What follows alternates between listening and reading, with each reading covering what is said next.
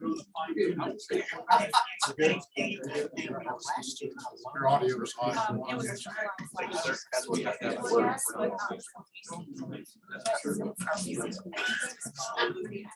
I just like there was something.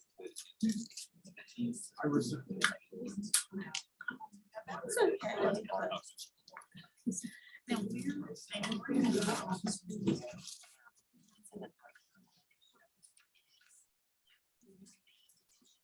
I replied to your with another Department of Energy on how the actual electrolysis process works. So that I thought that really, really interesting. And get some of the scientists talking about it is slowing down. So when they really get into the chemistry and the physics, it's fascinating. It's truly fascinating.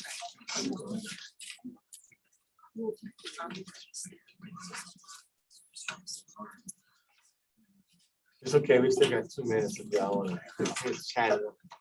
Christine, what is our quorum?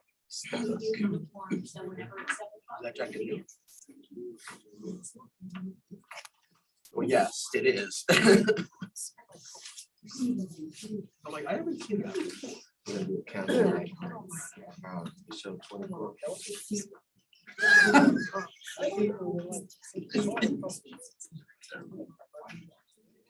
No, you have to wait till 7. I need to cover this up. Yeah, so then I got this. Let me take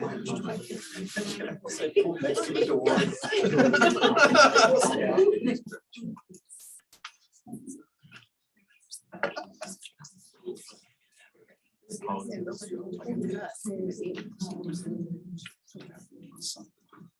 Send it.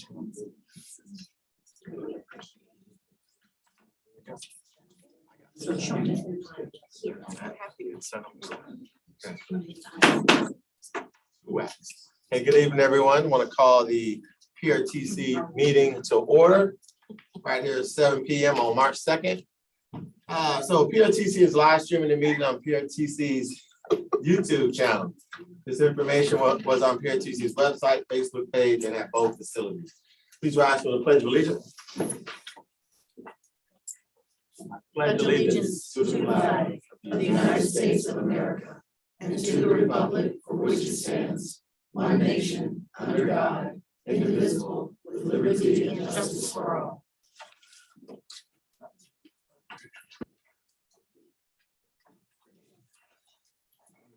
Ms. Tracy, if you call the roll. Victor Angry, Here. Andrea Bailey. Here. Kenny Bodie. Present. Margaret Franklin. Here. Janine Lawson. Yesley Vega.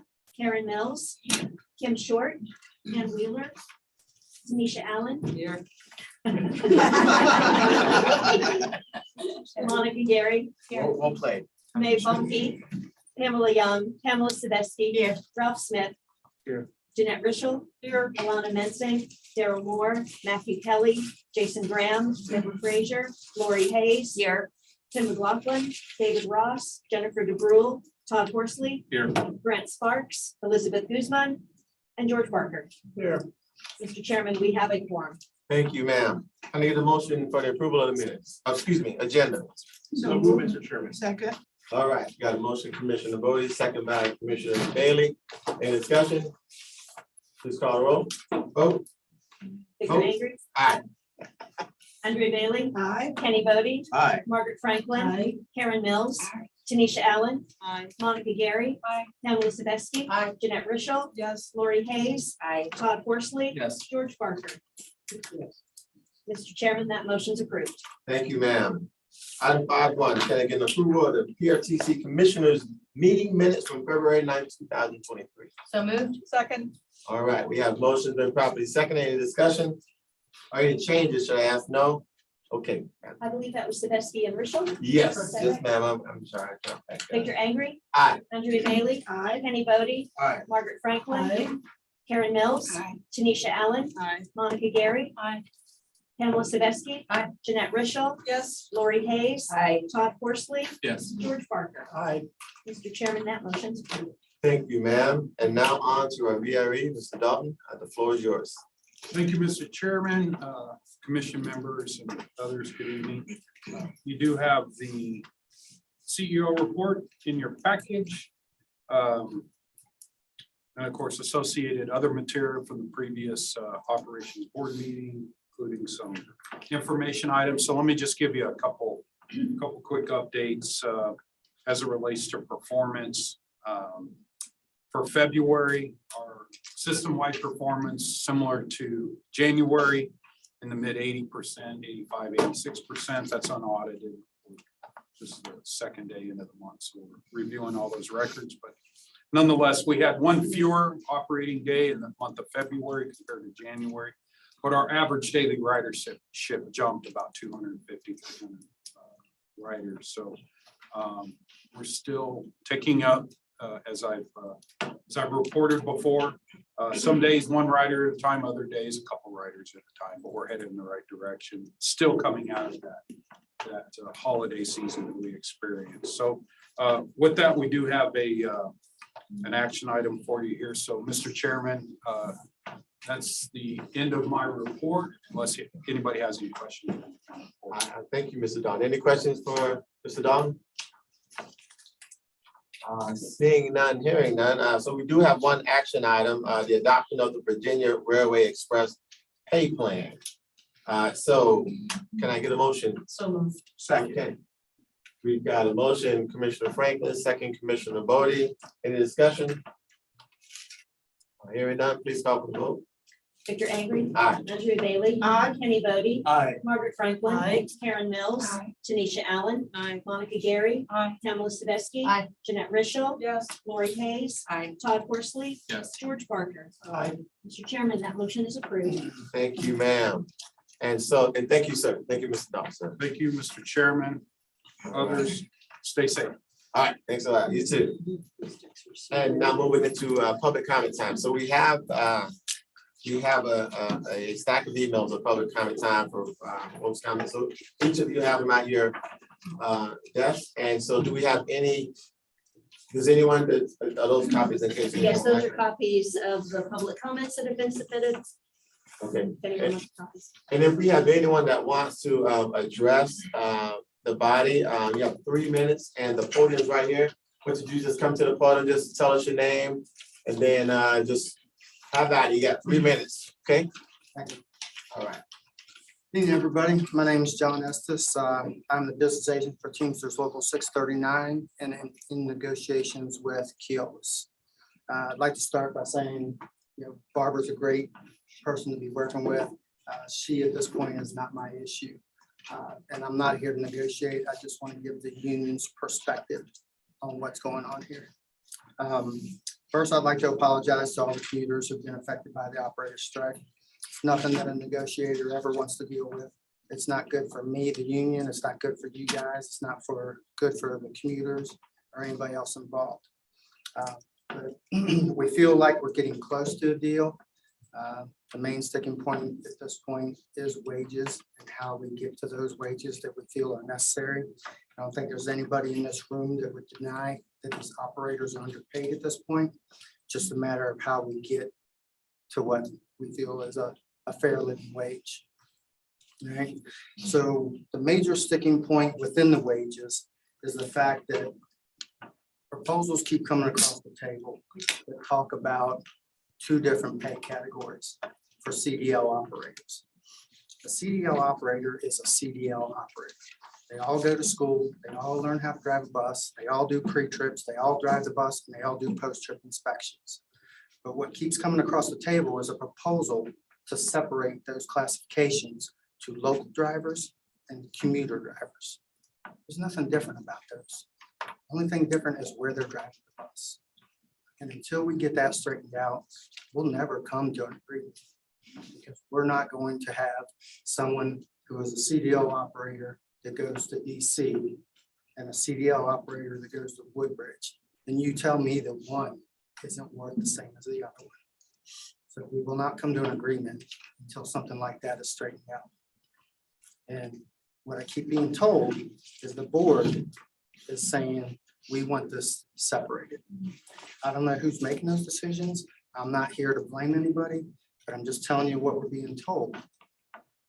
And I don't know if it just needed to be explained to you that these are the classifications and why people are being put in those classifications.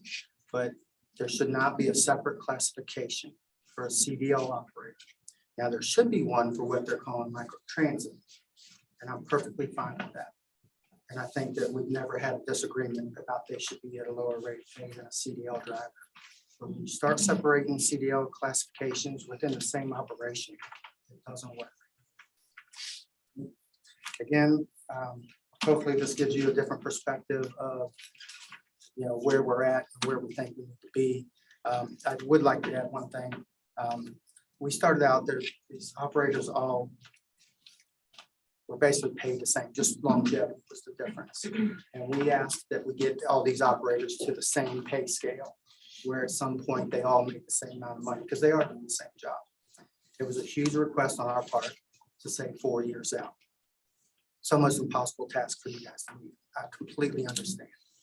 So someone came up with the concept that you go from 7 years the first year of contract to 6 to 5 to 4 to gradually get to that number where everybody it's at 4 years.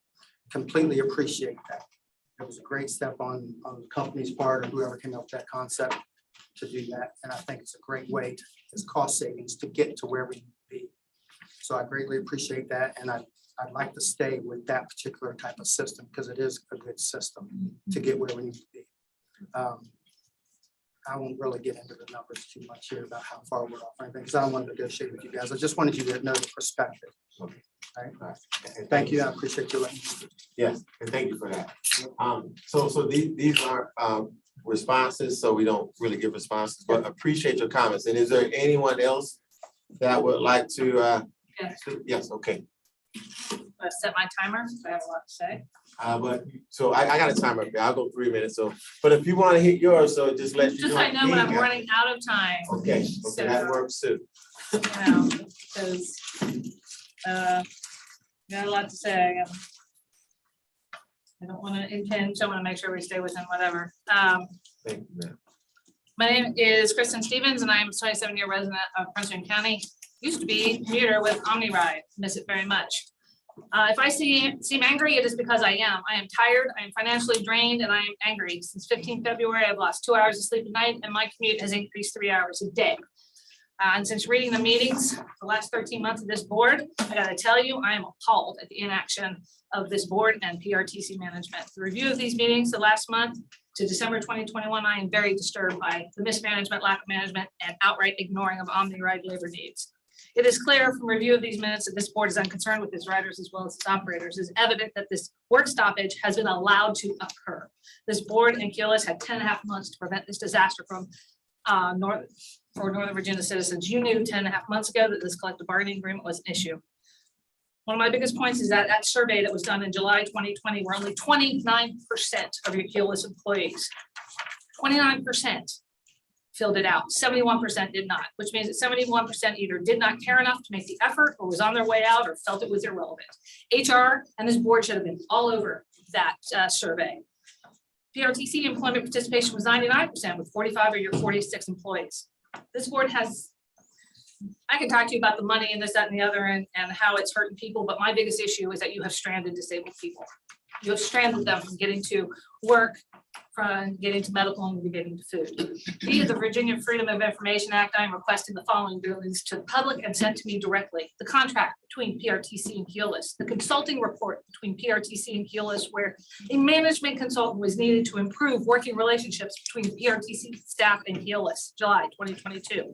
Any knowledge, written or otherwise, from all sources that after the Keolis audit in December 2021 by their home organization, did they ask PRTC for more money as they could not operate under the contract that they bid?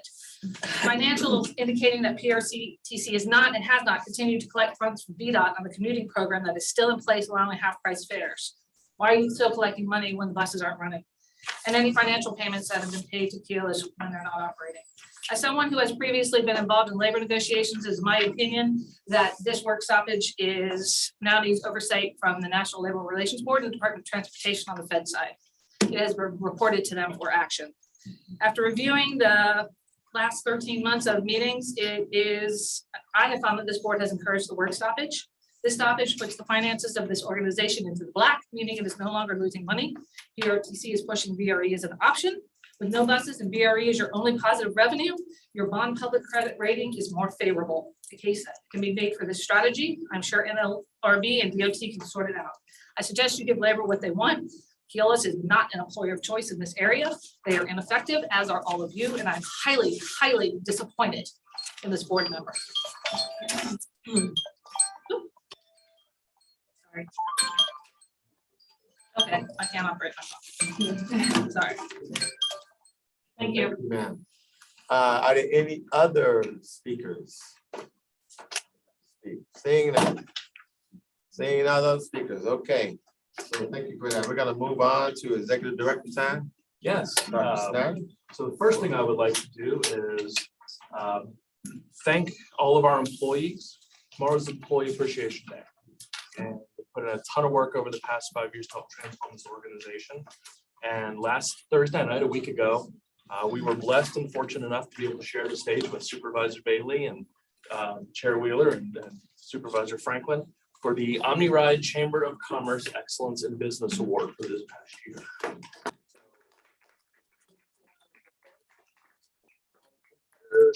Like hospitals and Micron and things like that, but they recognize the impact and value we bring to the community, the contributions we make, not just to our passengers, but also to the businesses that employ our residents, that quite frankly employ our passengers. So it's that relationship, and we're thrilled and honored. Tremendous amount of work goes out to the staff, and I'm sure if you attend the chamber meetings, you see us there quite a bit, because we are supportive, believe in that bridging of the public and the private in success for the community.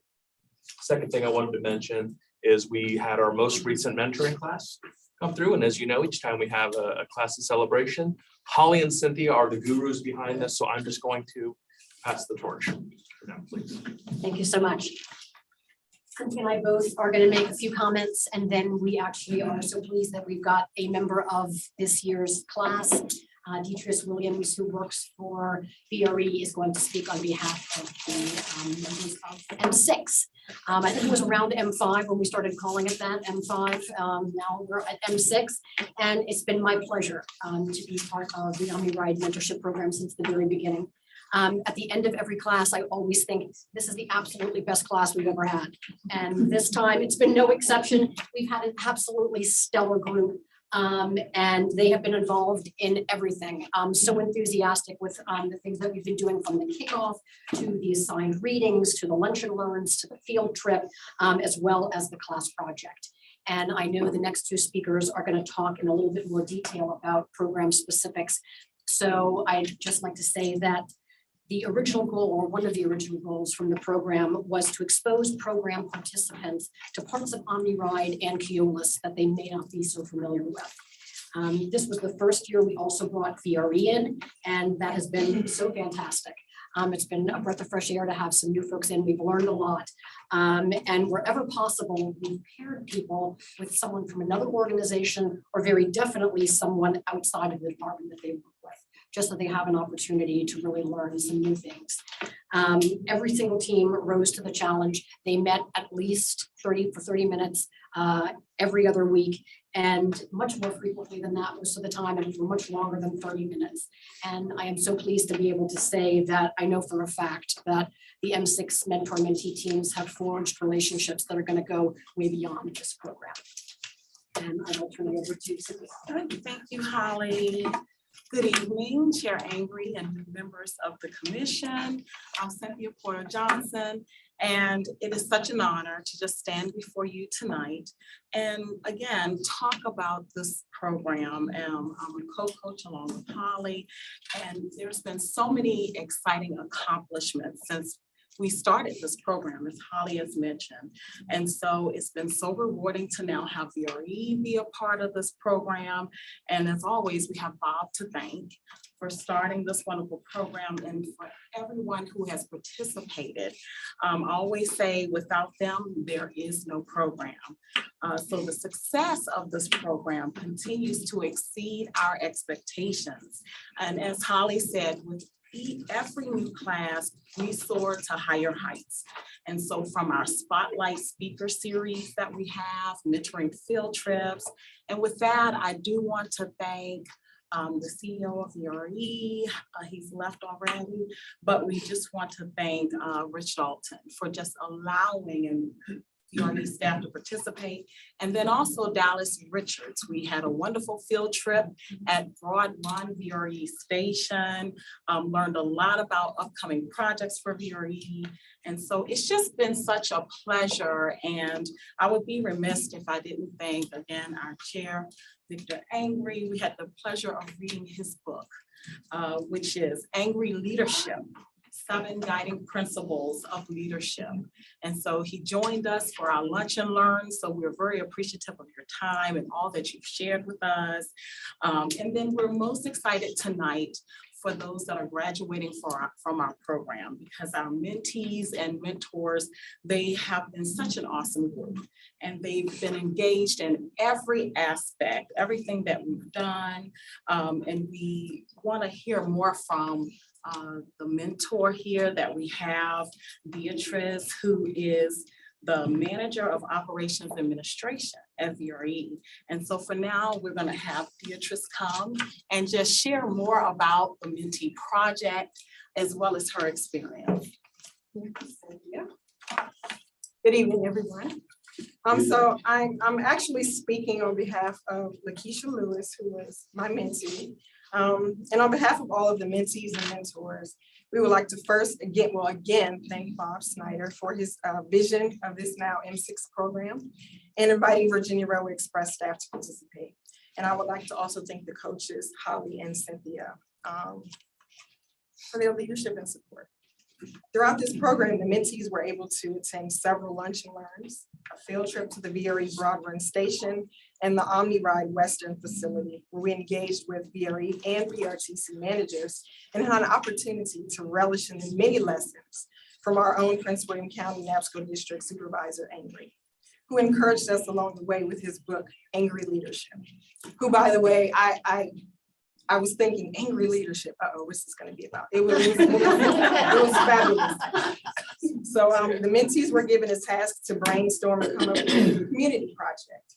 They decided to provide food donations and care packages to Northern Virginia Family Services and signed up for shifts to volunteer at the food pantry. One takeaway from, I'll again say, my mentee Lakeisha Lewis, who spearheaded this project, was seeing the smiles on the recipients' faces who received their food donation. She continues to say it was such a heartwarming experience, and it made her proud to be a part of Omni Ride. So the mentees and mentors listened, and we learned from each other, and we're all better for it. I always say opportunities like this are a two-way street where, while mentoring, you grow from creating a path for the mentee. And to bring all of this together, we, the mentors and mentees comprised of Omni Ride and VRE staff, Prince William County community staff, and local members of the community had a chance to experience corporate social responsibility to reflect accountability and commitment to contributing to the well-being of communities and society. So again, Omni Ride and Virginia Railway Express did a wonderful job. This was my first year attending. I had a great time. I learned a lot from my mentee. I'm a mentor, and I was thinking, I'm here to lead, I'm here to guide her, I'm here to show her. I learned a lot from her, and I grew. So this is a wonderful program, and I hope we continue year after year. Thank you.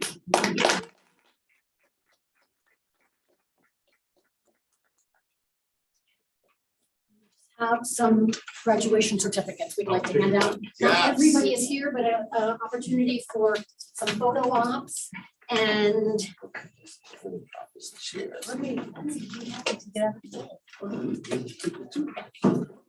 That's all right. That's all right. You go right. okay. The first mentee, and actually the only mentee that's here this evening, but other mentees are watching us via YouTube. So hi to all you guys out there. Too bad you're not here getting your certificate in this cool way. But Donna Winslow is. So Donna, please come up.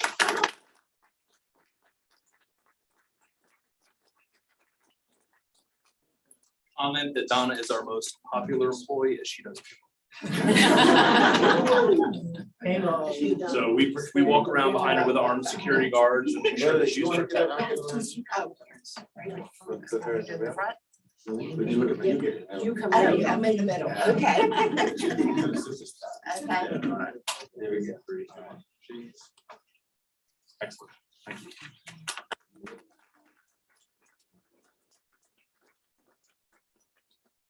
Just like to say the names of the folks who also participated as mentees. Detrius as mentee, Lakeisha Lewis, Kevin Goldman, who also works for VRE, and Justin Walker. And then we're moving on to the mentors. Detrius, you're up first.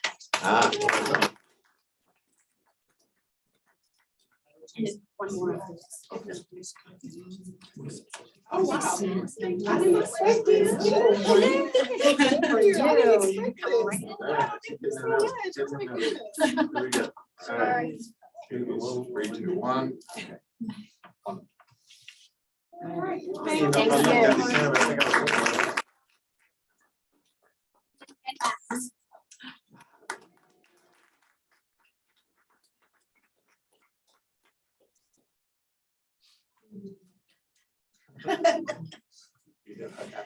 I know.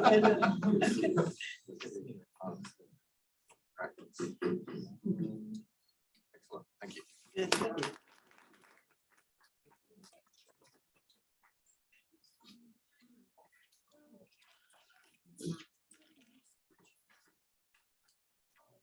We'd love to celebrate the mentoring program. As said, quite often our mentors get more out of it in a way than our mentees, because just that learning experience, the joy of them imparting experience, wisdom, and then of course the opportunity to learn. We tend to forget that some of our seasoned, experienced employees need to develop as well, and so it's a constant way to continue to do that. So I've challenged Becky to find other organizations in the family of transportation Northern Virginia, such as NBTC, NBTA. Todd, if you're welcome, if any staff you'd like to participate, I'm sure we can always make room for some of your new team in M7. So those are some highlights there. In terms of our service and ridership update, I think it's best if I just hand the floor to Keolis. Barbara, if you wanted to address some of the operational issues we've had the last couple of weeks. Good evening.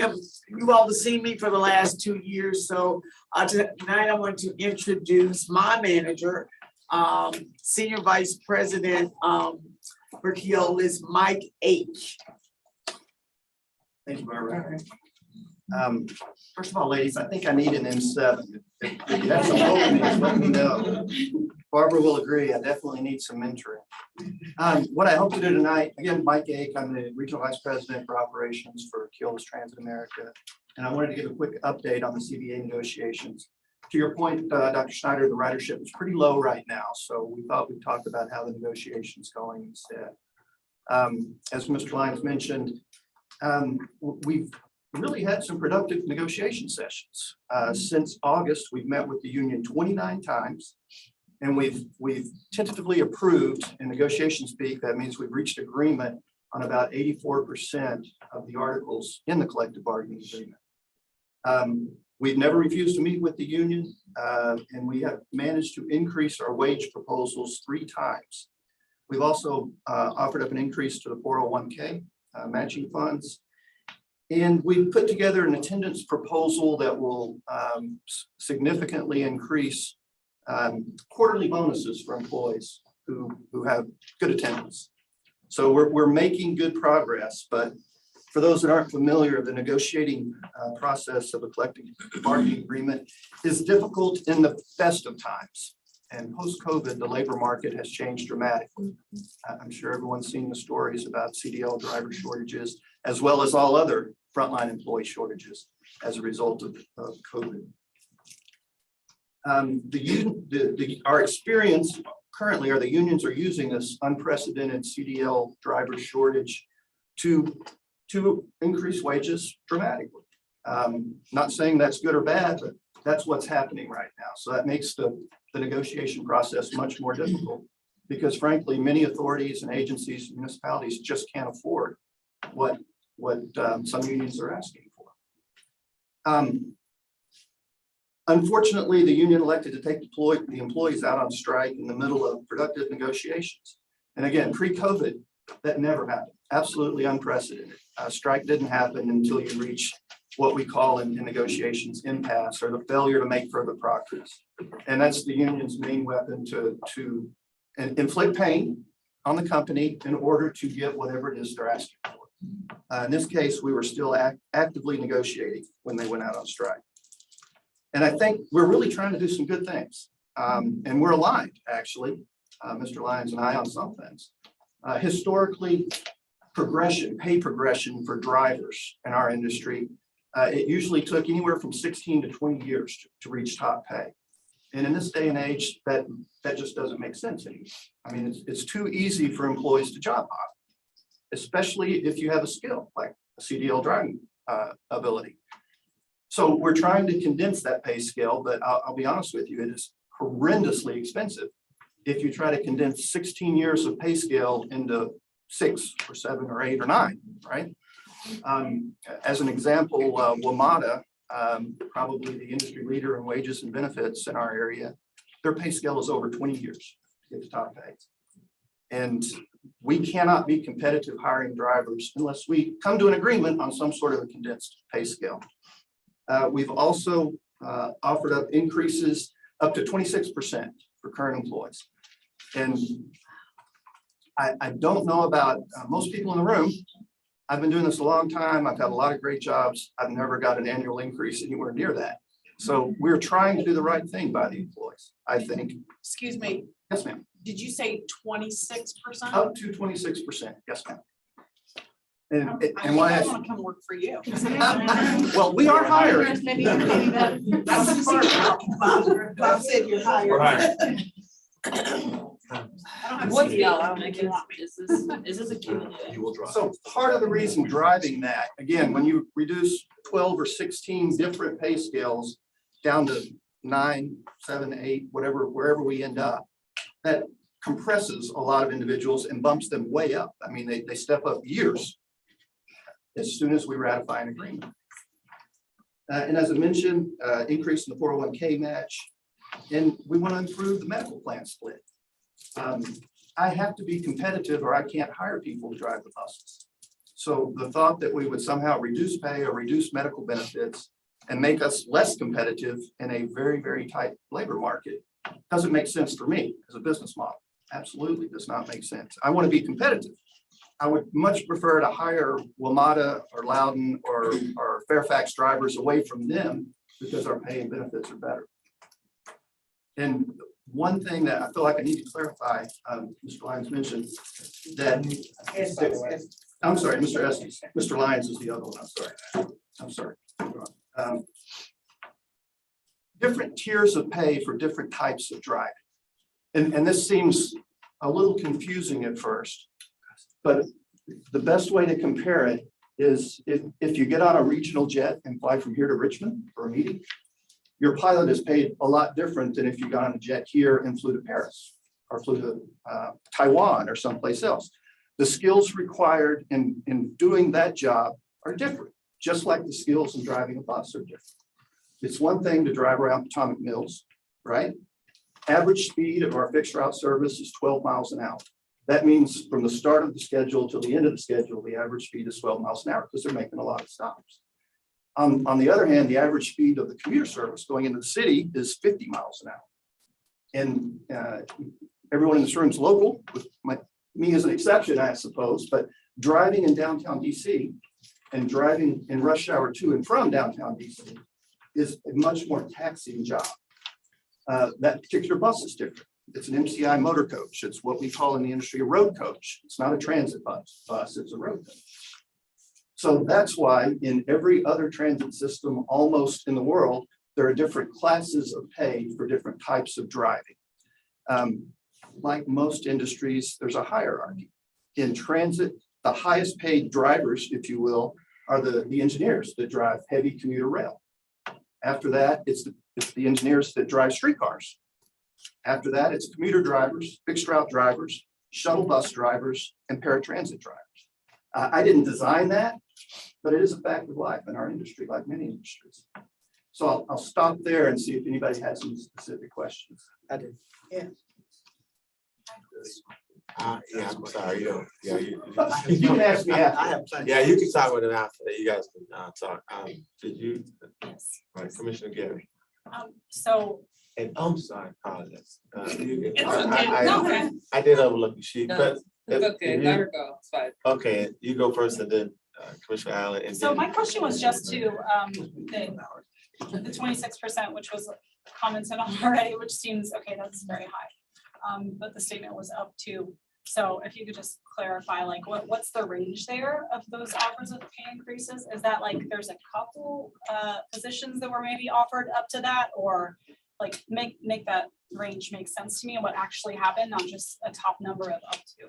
Well, I have to be very careful. I'm not allowed to, it's Sure. called Yeah. Okay, negotiate in public Sure. forum, but I can talk about proposals that we've made. sure, can I hear that? One of the last proposals that we made took the 16-year, 14-year progression Okay, down to 4 years, over Okay. 4 years, Okay. right?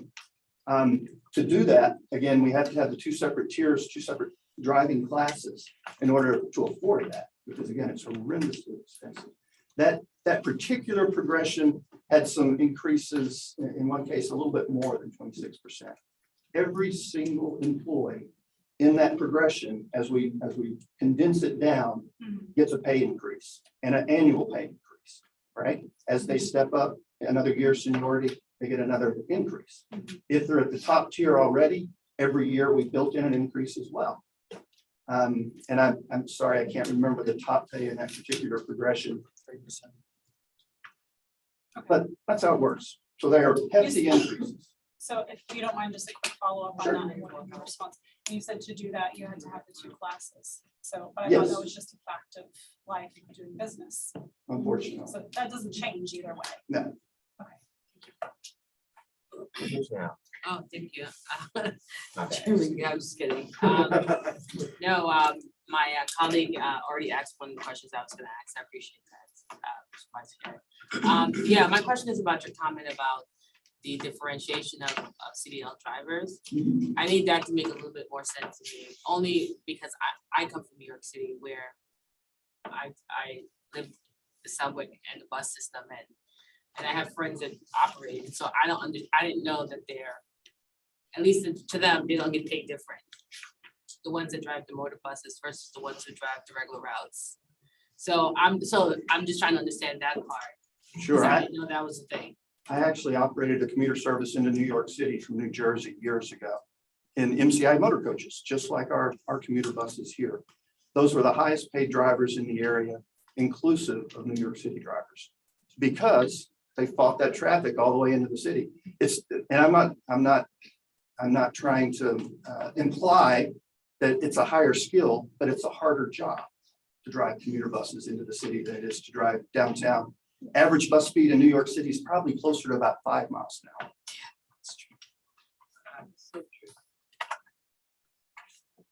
They're very difficult jobs and we're very appreciative of all of our employees. Absolutely. But to get this condensed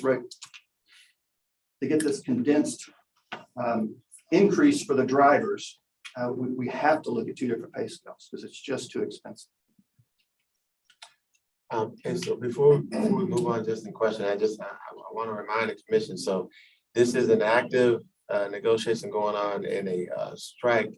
So we have to caution ourselves because of course, as you know, we outsource Keolis, to maintain and manage our operators. And so, we don't want to get too involved in something that we may slide ourselves into leaving. So, but I'm gonna allow for more questions, but if we could just kind of be delicate to the process here. Sure. So thank you for that overview, because I was going to ask for an overview of where we were. And, just want to first say thank you to those who spoke out during public comment time, those that have emailed us. We know that it's been difficult for commuters over the past several weeks. So we do see the emails, we do sympathize. I guess my question is, and you talked a little bit about this already, but if you can just talk a little bit more, particularly, and this may be to Dr. Schneider or to the chairman, but the classification issue with regards to, I guess, the board wanting to separate those classes out can you all clarify that particular comment and where that came from? And I can assure you all that this is a discussion between Keolis and the union. The board and PRTC is not involved in those discussions. And so I can guarantee you all that the board has not, at least I have not been involved in any discussions with regards to what these agreements should look like. But I do want to get to the root of where that came from so that we can clarify that and clear that up for the public. So I'm not sure if this is to you or to Dr. Schneider or to the chairman. I like to answer first if. I would even say that would be like a parakeet of what I would say, because that's literally the question of the day. So, but now we'll just. That has not come from me whatsoever in any way, shape, or form. To be clear, under no circumstance has that occurred, and any statement that claims to be is patently false, either unintentionally or just through simple misunderstanding. Simply put, when Keolis was explaining their Loudon structure, Loudon has that structure. And the comment was made to me at one point that the union is interested in the Loudon structure or the Loudon offer of 4 years. How would we get there? I don't answer that question. We have a dollar amount. Keolis then, from what I understand, examined what that would look like and put that forward. I don't know when. Yes, and to be perfectly clear, as Dr. Schneider said, the negotiation is between my company and the employees. They're my employees, my company's employees. I have a financial mandate to live within. So what we do when we put together a proposal, the financial piece is always the last piece of any of these contract negotiations. But I have to look at what we're trying to get to collectively, and I think we can say collectively, we're trying to get to a shorter period to get to the top rate. And how can I do that within the amount of money that I'm paid to operate the service, right? Because unfortunately, contractually, I can't come back to PRTC. There's no mechanism in our contract for me to come back and say, hey, I need more money, right? I have to live within my budget. If something major changed, then maybe I could, but a collective bargaining negotiation that's strictly my pay to our employees, my company's pay to our employees is not a structural change in the contract, right? I'm asking more money. There's no provision in our agreement that allows that. Yep, but just want to be clear, the board has not engaged in any of those discussions. So if that is something that you're hearing publicly, let that be cleared up now, that these discussions are purely between Keolis and the union, and that we have not made a statement on where some of these discussions should fall. So I do think it's important to clear that up because we don't want our commuters thinking that we have some level of undue influence outside of what we actually have. But let me also say that I've been talking to the chair, I've been talking to others, and you know, I want this resolved as quickly as possible. Our commuters need to get back to work. And so whatever you all need to do that is reasonable and rational on both sides, that's what we need to do. Thank you. So I have Commissioner Lawson and Commissioner Bodie, and I'm going to close comments at that point. Thank you. Thank you for coming to town to brief us. I'm glad that you can't come back because my vote would be no more money. I have a responsibility to defend the taxpayers. And I hope that your employees recognize that this is public transit. And we have a job to do, which is to make sure that we're utilizing public funds, you know, in a fiscally responsible manner. So I hope that this is resolved quickly, as obviously can be. My question to you is, and by the way, VRE Keolis employees have been on the VRE board for years, and I don't think we've had strikes, or at least not in my tenure with the VRE. So I have a favorable opinion of Keolis. Thank you for that. You're very welcome. You're very welcome. My question to you, and you may not even be able to answer it, is if you've met with the union 29 times since August, Do you have plans to meet in the near future, or are you guys meeting and talking frequently while the strike is underway? We are. I believe today there was not a negotiation session, but there was a, I forget what they're calling it, checkup or something like that, a phone call to talk about the next time we're going to meet. On my side, just today, I asked my chief negotiator to see if he could schedule an actual negotiation session tomorrow, because I have another proposal to put on the table, and I want to get it on the table as quickly as possible, because like you and others on the board, I'm very concerned about primarily my employees. I know what a strike does to someone. The longer you're out, people lose cars, people get eviction notices. I mean, it's not good for the employees. It's not good for the company. It's not good for the. They also chose organization. it.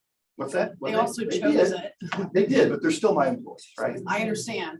And of course, it's terrible for the people that depend on transit to get to work, to get to the doctor, to get to wherever they need to go. That's who my concern is. Yeah, understandable.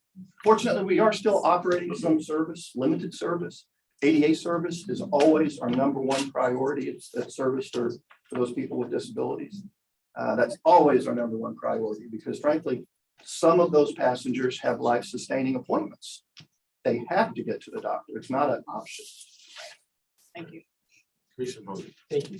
I'll just start by saying that I appreciate the conversation. I appreciate you coming to present towards us. I will say that there has been a frustration that's been shared with all of us through emails, what have you, because there is a disability piece, but there's also the fact that there are people who frankly cannot get to their jobs without this service. There are people that literally their livelihoods depend every single day. They may not be salary employees, where if they don't go in, they have no paycheck. Their family then is out of luck. So that being said, at the same time, this area has a high cost of living, whether it's Prince William, Stafford, Loudoun, wherever you are, it's a lot higher to cost to live here than other places. So I also feel for the employees that may feel like they're not keeping up with the cost of living that's increasing in this region, especially as the cost of groceries, other things continue to increase and what have you. So I have sympathies all around. I guess my question for you is, some of the assertions were made both in emails and through the public that somehow that this train was foreseen much earlier than now. That you said that you started meeting in August, but somehow this should have been rectified in the springtime or even before then. Can you speak to that concern that was expressed, that somehow this should have been seen and also dealt with much further than from now? Well, I can, and I'm sure not everybody knows, but the representation of the employees changed after we took over the contract. The employees weren't happy with the previous union, took a process for them to go out. Technically, we don't have a collective bargaining agreement because a CBA is a contract, like any other contract. It's between my company and the union. PRTC or the employees themselves are not part of that agreement. It's an agreement between the union and the company. So when we changed over, we went into negotiations. And as I said, this is never an easy process. Pre-COVID, a CBA negotiation, not unusual for it to last 6 to 12 months because there's a lot to go through. Every single article within the CBA has to be addressed. In this particular case, we have made great progress. As I mentioned, 84% of the articles have been agreed to. The last thing that's ever negotiated, and I'm sure this is no surprise, are the financial aspects, wages, medical plans, time off, all of those things that cost money. And that's always the slowest part of any negotiation, because obviously the employees want the absolute best deal they can get. I understand that. And I have to make sure it's a deal we can afford, right? Doesn't put us out of business. So it's just a process. And I'll let you know, my company is not anti-union. I'm not anti-union. I grew up in the union family. My stepfather, when I was a kid, was a Teamsters local president. I went to my first arbitration in Biloxi, Mississippi when I was 12 years old because we called it family vacation. The union paid for it. But the point is, we're not anti-union. The labor environment has changed post-COVID. It just has changed. So I want to thank you for this presentation and this update. And I'm going to close this up and wrap it up. And just simply by saying this, first of all, to our new graduates, of the course, you know, congratulations. And I was telling Bob earlier, I wish there was a way we could roll in our operators into a mentorship course. I think at the end of the day, what we know about our operators is that the whole job is running up and down these roads and moving our passengers around. And so I think our constituents, should I say, I think that there is a better relationship we can even get with that as we talk about PRTC. Now, I know that's not something we can do because Keolis manages our employees, the operators, but if there's some way, some magical something, we can figure something out and make to bring in our operators really into the fold in PRTC. That's a missing ingredient. I want to say, I'm happy to hear that you all are in nice peaceful negotiations and you're almost there. And so this was a lot of update for us to get. And I know we don't have a say in it. I know at the end of the day, it comes down to that dollar amount and really what we've done, what we've given you all to be successful with these operators. So I'm happy that you're having these good negotiations to get there. And I'm really hoping that, you know, we can get there sooner than later and that we can then do a couple of things here. A, the only person in the room that should be angry should be me. Okay? That was B, good. I would really love everyone to, you know, that we really, at the end of the day, we all can get to these smiles and saying now on a good note. So Then you really would be the victor, wouldn't you? I would.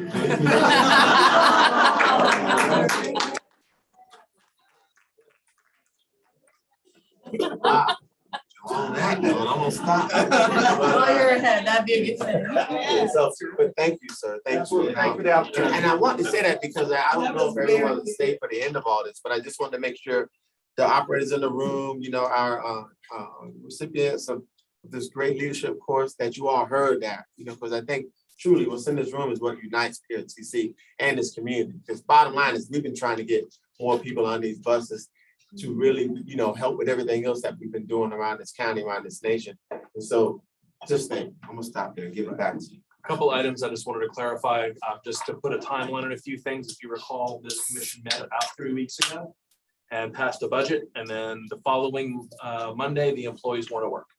So that's how quickly bang, bang, the decision was made.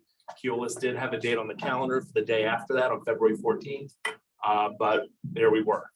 We've always operated our paratransit service. So there was at least always an employee able to deliver that service. And bit by bit, we've added more and more employees. We have about 35 employees now reporting, give or take, and almost 100% of our local services are up and running. So that's why you're not hearing complaints necessarily from residents who live in Dumfries and work at Walmart. They have their transportation. What the complaint is from the commuter groups. And so we are, again, encouraging VRE as a short-term option. We are encouraging slugging as a short-term option, all of those things. But we are very excited that hopefully next week we'll be offering some commuter services out of Dale City through Horner Road into the Pentagon. So that is hopeful, not guaranteed, but hopeful. So we continue to have more employees returning back each day, but hopefully we have everyone back very soon regardless.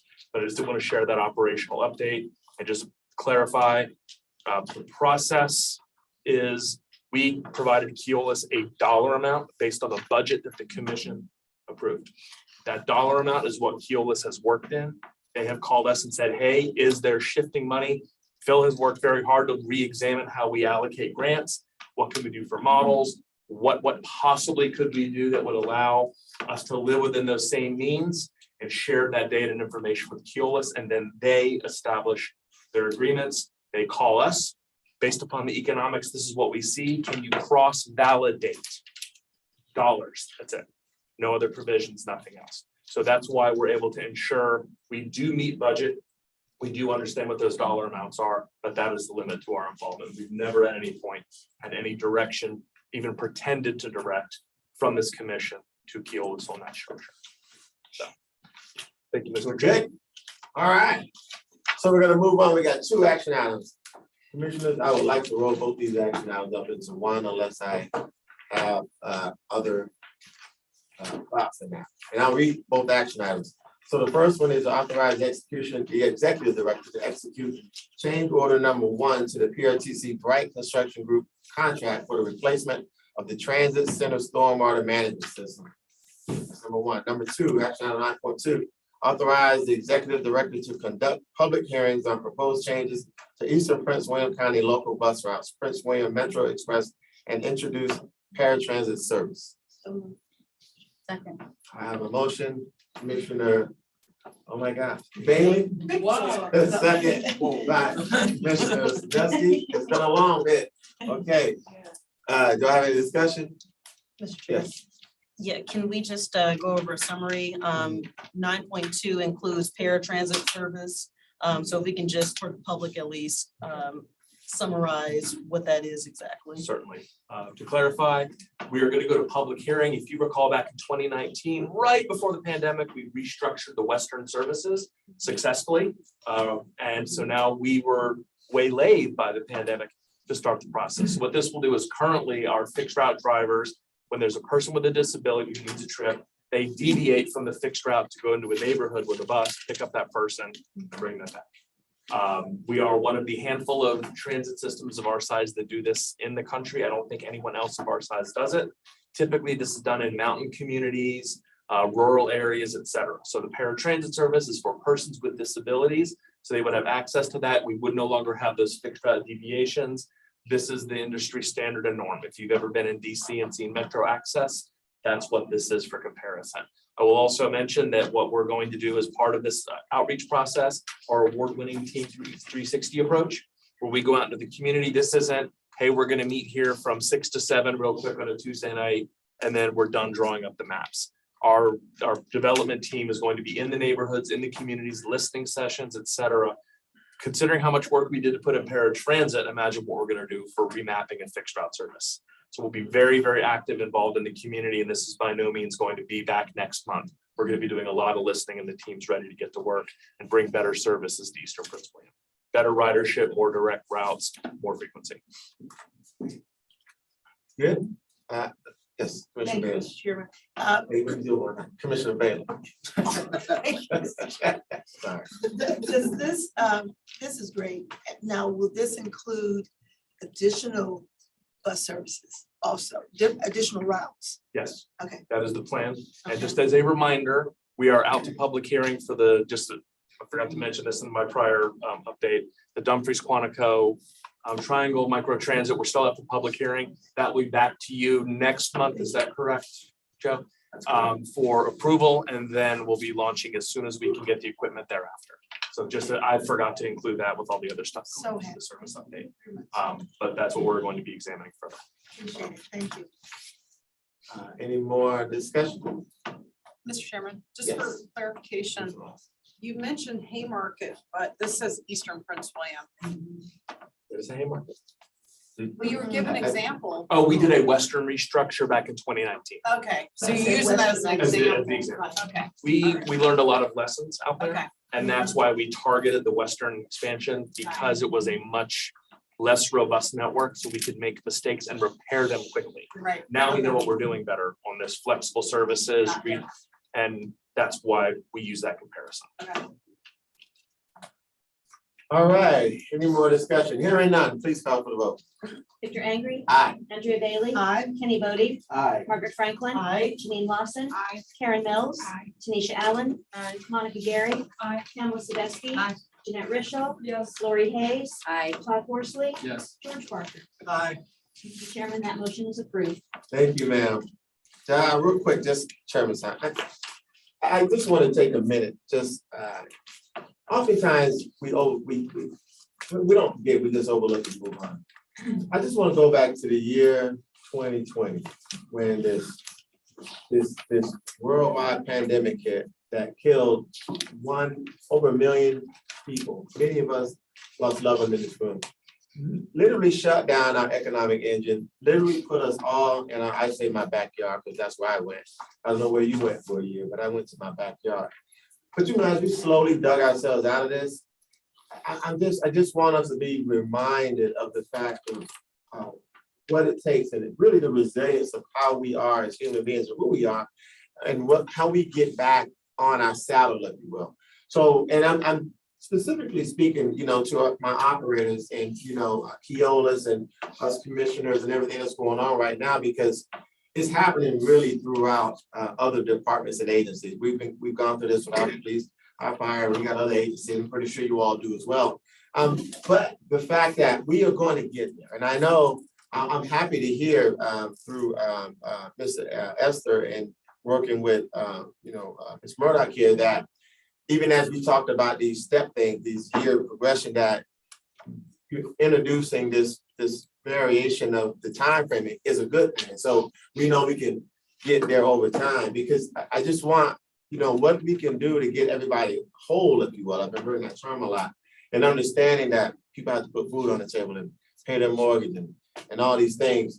But how do we get that transition to do that while having, and I know the term is getting, used a lot, but I gotta say it, it's a win-win. Like, how do we just get to that win on both sides? Because we have to do this for a lot of other agencies as well. And for this particular agency, I don't want anyone to lose faith, lose hope. And I'm really having faith in this process that we're gonna get there to a place where, we're all good on it. So I just want to remind folks of that as we kind of go down this journey here. And I think we're there, we're close, fingers crossed it all works out. So, but that's all I want to say. So I'm gonna go around the room and ask for any. Oh, we're gonna go that way. Yeah, just want to highlight for Woodbridge District residents that our Prince William County Department of Transportation and PRTC are working together to construct 12 bus shelters along the Route 1 corridor. Received several constituent inquiries over the past couple of years about doing such a project, and so we are finally doing it. And so over the next I don't know how long it will take, but it shouldn't take too long, but I'm very excited about that project. And if you have any questions, please reach out. Lastly, just want to again acknowledge both our commuters as well as our Keolis employees who are looking to reach an agreement to help get everyone back to work, both on the commuter side as well as Keolis. A lot of us on this commission understand your plight, and we are hopeful and we will remain optimistic that you all can reach an agreement soon. I think as Supervisor Bodie mentioned, we do live in an area where the cost of living is increasing tremendously each day. And so our employers have to keep up with that demand as well. And so I'm hopeful that we can reach an agreement soon. So thank you. I'll just reaffirm that I understand the pain that folks feel when either they're on that commuter side and they can't get to work Sunday. For the better part of a year, my wife's brother lived with us and he took the bus every single day from that corner lot. And when he got stranded in DC, or he went to the bus stop and there was something going on, he couldn't get to work that day. He was in a much better position than a lot of folks that I know that, like I said before, if they can't get to work, they have no paycheck for that day. They may not even be in a job that they have vacation time they can eat up as a result of that, or because of the pandemic, I said earlier, they burned through all of the rest of their vacation time, sick time, maternity leave, everything else that they've had to get to this point, and now they have nothing left. So I sympathize with the communities that have reached out to us, righteously frustrated. At the same time, we have workers, we have folks that we have trained and trust with and depend on every single day to get people to work, to operations, to doctor's appointments, to grocery stores, to wherever it is. And we should value them with dignified wages and with righteous benefits. But that, of course, is between Keolis and the employees. So as my colleagues have said already, I hope and I'm optimistic that they will reach an agreement sooner rather than later. And I hope that once they get to that point, there will be better collaboration in the future. So our commuters don't have to face this kind of hardship in the future. Thank you so much. I'm not going to belabor this, but I do have a short thing to say. I know this is difficult for everyone. I've had emails from my constituents with concerns about their travel. I know what it's like to be to depend on public transportation and not be able to function, and have serious impacts in my life if I didn't have it. At the same time, I do empathize with what's going on with our operators here. I wish that jump in and fix it, because that's what I love to do, but it's not, on us right now. And that's difficult and frustrating for me. I'm a more generous person. I know what it's like to dig change out of my couch to find dinner for my family. So, I would do everything that I could if it came to me, but I just wanted to express that you're not being ignored. And there are many of us that care very much, and we'll do what we can. I'll pass. Just a couple of things. We did wrap up everything except for the budget. As of last Saturday. But we are, I think we're going to get there hopefully by around the end of the month of March. We're taking a little bit of break here, get things calmed down. There are some significant differences between the Senate and the House budgets that amount to basically up to $2 billion difference. And we have in the Senate side, we have worked with a lot of the agencies and departments at the state level and are doing things to promote transit among other things. And we've had some legislation on transit and some additional funding that was coming in there.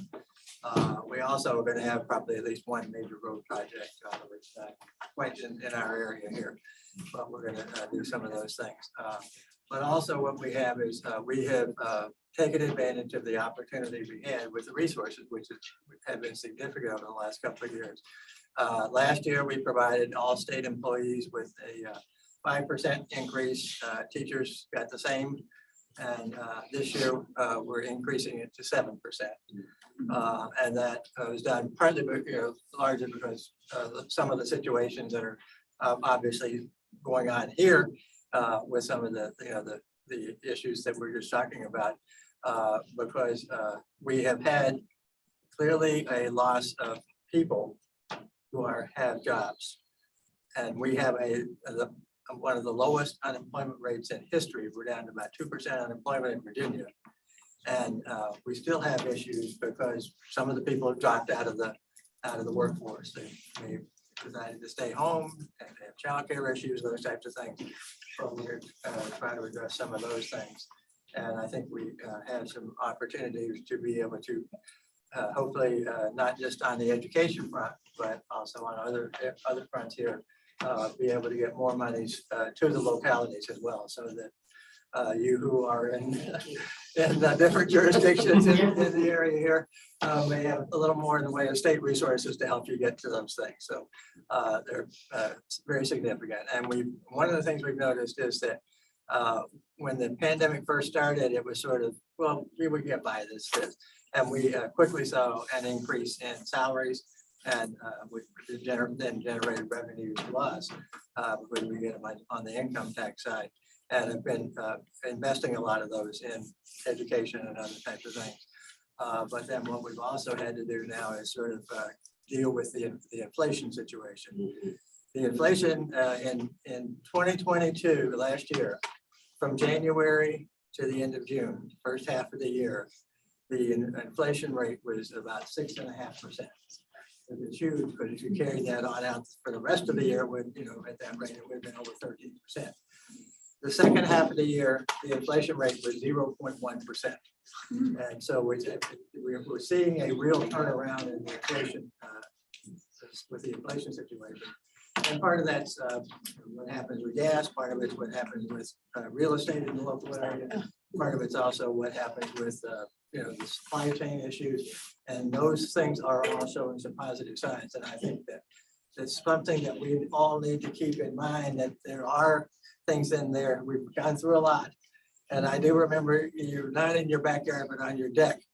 At one of our Zoom meetings in 2020. And it was almost pitch black at about 9:30 at night. And you didn't want to go into the house. So, but we could do things, I think, that will help our communities and help our employees, be they the drivers of the buses or the other employees at both the county and city levels and the school systems. And I think we're going to keep working at it and try to get some things done over the next couple of weeks. And hopefully I'll be able to come back in April and give you a report of what we have done, so. Thank you. All right. You good? Sounds good. Okay. You good? You good? Oh, thank you. I want to, first of all, thank the people that sent in the comments about the strike via email. I really appreciate it. Dr. Bob, thank you for addressing all of them. It helps when you help us.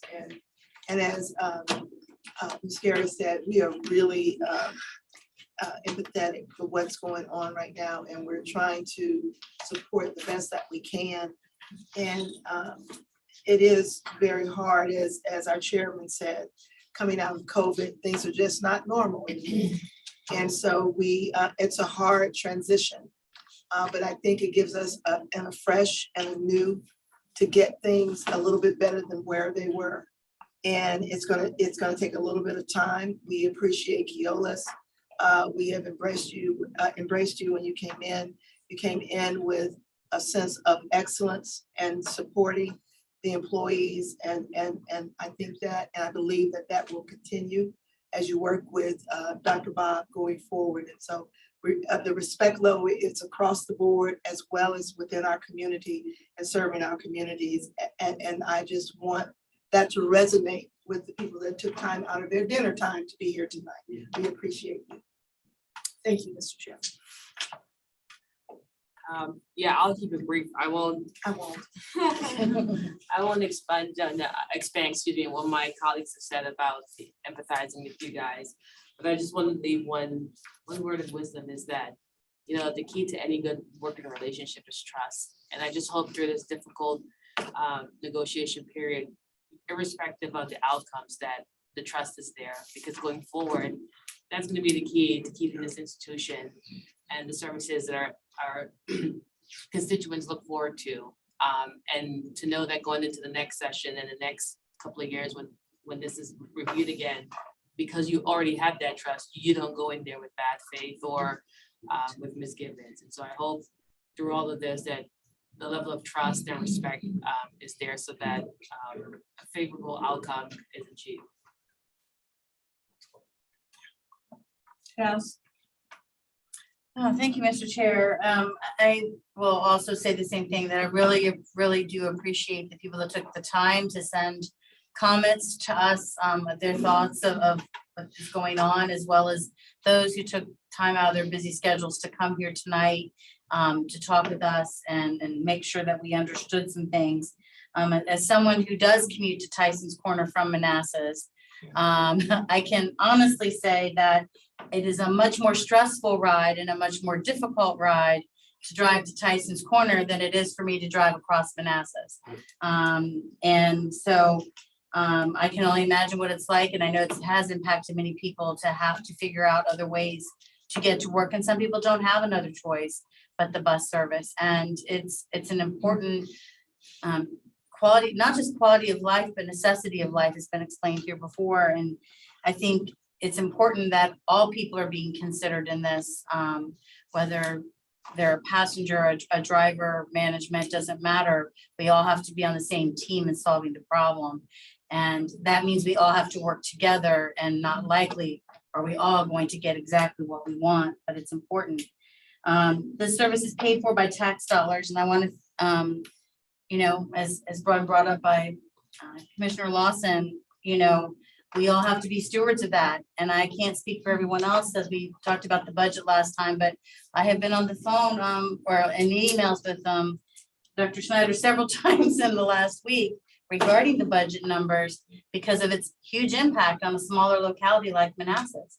And that impact on the tax increase is going to affect those same people that are trying to be able to afford to ride the bus, or, you know, might work as a CDL operator. So these are things that us that sit at this table have to consider, both here and in our localities. All of that is part of what we have to do, and that our constituents have put their faith in us to make good decisions to do. So with that, I want to thank Dr. Schneider again for helping us Manassas work through some of the budgetary changes. It's been a significant increase for us. And my board has not discussed it yet, so I'm not exactly sure where we're gonna go, but I want to thank you for that help. All right, so the three single most important people in this room tonight, Barbara, Mike, and John. Let's go get that 16%. And with that, ladies and gentlemen, I'm calling this the Joyce Hour. We are adjourned.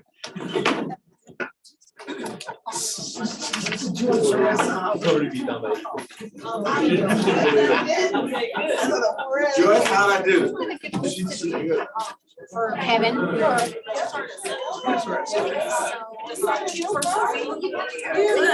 wanted to do something.